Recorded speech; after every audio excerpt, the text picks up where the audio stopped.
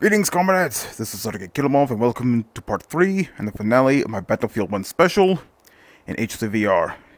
And looking through the arsenal, there aren't too many bolt-action rifles and machine guns from World War I that are in HCVR, but what we have here, I say it's pretty substantial enough. And there's actually one I forgot to spawn, but we'll get to that in a minute. But before we continue, Update 90 has recently been released in HCVR. We got a new ammo spawner, it's a little more organized. We have detachable bipods, improved bipods, I should also say. Of course, a big thing, new weapons. And there are quite a few new weapons. That might be split into two parts because there's so many of them. But we'll get to that another time. For now, let's finish what we started with our Battlefield 1 special. And we start off with the rifles. And the one we're starting here is a lee-enfield No1. This is a British bolt-action rifle, uses a 303 British round, and this is the only bolt-action rifle in this bunch here that has a detachable magazine. We have a 10-round capacity,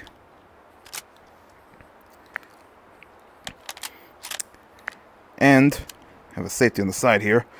But like most of the bolt-action rifles at the time, we also utilize these stripper clips here. So, 2 of these will fill 1 of these. So, let's shoot a few targets and have some fun, shall we?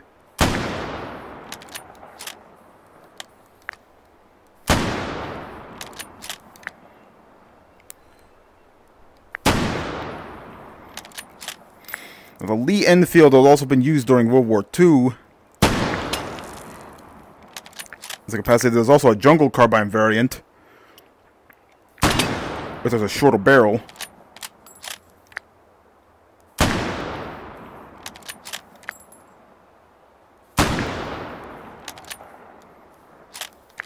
Let me hold it here, so it's a little easier on the controllers.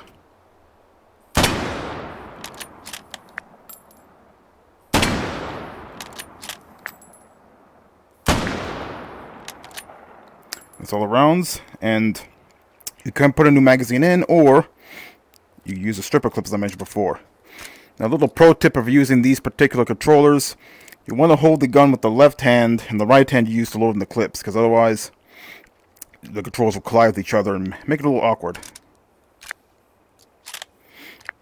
And that, comrades, is called lee-enfield. It is also known as the SMLE, the short magazine lee-enfield, because of the magazine. But now, let's get to one that I'm sure some of you will already be familiar with. This is a Mosin Nagant. This is a Russian bolt-action rifle of choice. We've seen this a lot in movies and video games.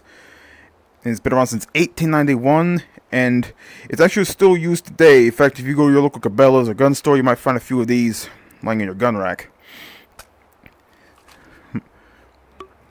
Now, this here, very classic rifle. Maybe not as classic as the AK, but it's still a classic. Chambered in 7.62x54mm Russian, with a 5-round capacity, and of course uses stripper clips. But while we're here, let me show you something that's a little interesting. Now, I technically should have covered this in the pistol video a while back, but figured it's still a Mosin Nagant, so I guess we'll show it off here. This is the Obrez. You can see it's a Mosin Nagant, but it's been cut down quite a bit. As you see, the stock's been replaced with a pistol grip. The barrel's been chopped down to almost nothing. And also looks skeletonized because they removed the wooden furniture here. But you have the same 7.62x54mm Russian round in here. Now, this saw some capacity in World War I, but is made infamous during the Russian Revolution, where they took some Mosin Nagants, chopped them down, and make them more concealable. So it's not very often you see a bolt-action rifle converted to a pistol. And I apologize for any lag that might show in the video. I'm defragging one of my hard drives at the moment. So drop the pin.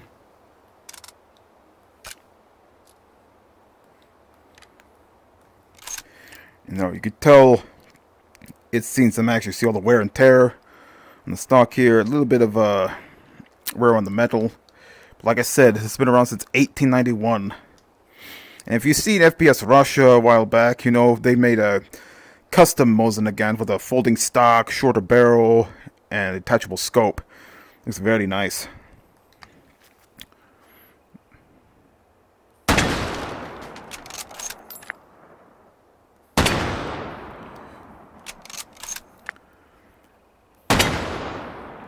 It's a very aerodynamic round.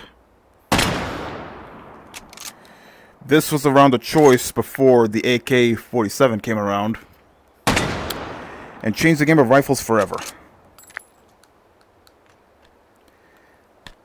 Now for the Obres. As I said, it's been chopped down quite a bit, but we have the same 7.62 stopping power. This is going to be a little awkward.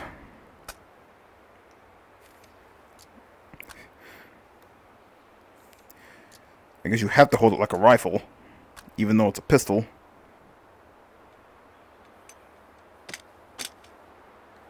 I guess we'll have to spawn one of these, even though it's pretty much the same thing. Or maybe the bolt's not pulled back all the way, and somehow I spawn a new clip. Because I technically should have covered this in the pistol video. I guess this doesn't want to work right. I guess we'll set that aside then. We will, however, move on to the next rifle. This is the Springfield M1903. This is the American bolt-action rifle of choice, and this is chambered in .30-06. Very nice round. What's unique about it is the bolt tail design of the bullet. It makes it more aerodynamic, which means it goes farther and it hits harder. It's an ideal sniper round, but it's also used in the Browning automatic rifle, which we'll cover later. 5-round capacity. And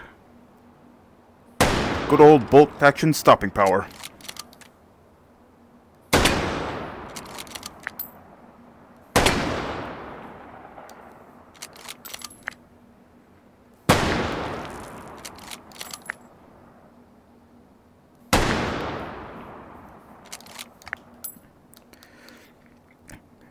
Very nice rifle, though I prefer the Mosin Nagant. Now, let's get to the lone lever action rifle here. This is the Martini Henry. And there are a few lever action rifles in Battlefield 1, but this is the only one in that game. Technically there's this, but the one in the game is actually the Russian Cavalry 1895, which is chambered in this round here, whereas this is chambered in .44 Magnum, so we won't be covering that one. We will, however, be covering this little beauty. The Martini Henry is chambered in a very unique round, a 5.77 450 Martini Henry. Very interesting design for the bullet here, and a single round capacity. And this is a lever action rifle, so you open it like that. Let's go and put it here, load it up. Now, this didn't see that much use during World War I, though it was used by the Ottoman Empire in some capacity. As you can see, it hits pretty hard, but again, only one round. So you have to reload it each and every time you pull the trigger.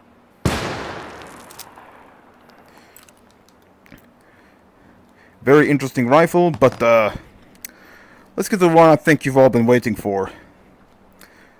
This is the lone light machine gun in HDVR that's also in Battlefield 1. This is a 1918 Browning automatic rifle. Now, despite the name, it actually served since 1917, and it saw limited use during World War I, but it was really prevalent in World War II, and even saw use during the early days of the Korean War. And like the 1903 here, it's chambered in .30-06. We got some tracer rounds loaded in here. With the magazine, charging handle here. Safety there. You'll notice we have a carrying handle and a bipod, which definitely looks nice, but naturally we're not going to be using it while we're firing from the hip. Now, one of the cool things about this gun is that you can put a sling on, and it makes it much more easier to fire from the hip, because this thing hits like a truck.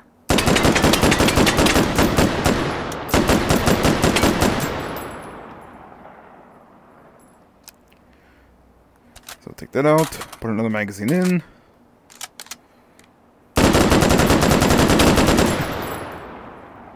As you see, it has two different auto fire modes. One that's a little more sustained, a slower rate of fire. If you want to lay some firepower down, crank it up. Sounds good in practice, but again, we only have a 20-round magazine, so probably only want to use that if you're maybe up close and personal, where accuracy doesn't matter. Now, this didn't actually see use, but I thought it shows off anyway. This is the shorty version, pretty much identical, only the barrel's been chopped down a bit, and there's no bipod or carrying handle on this one. But you have the same 30-06 stopping power.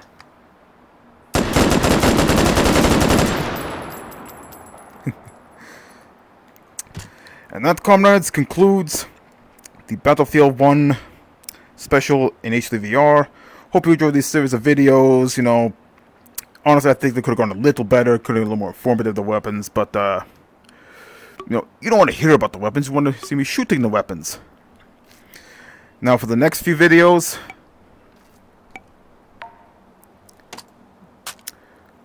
we're going to be going to some new territory here. Just a sneak peek of what's to come.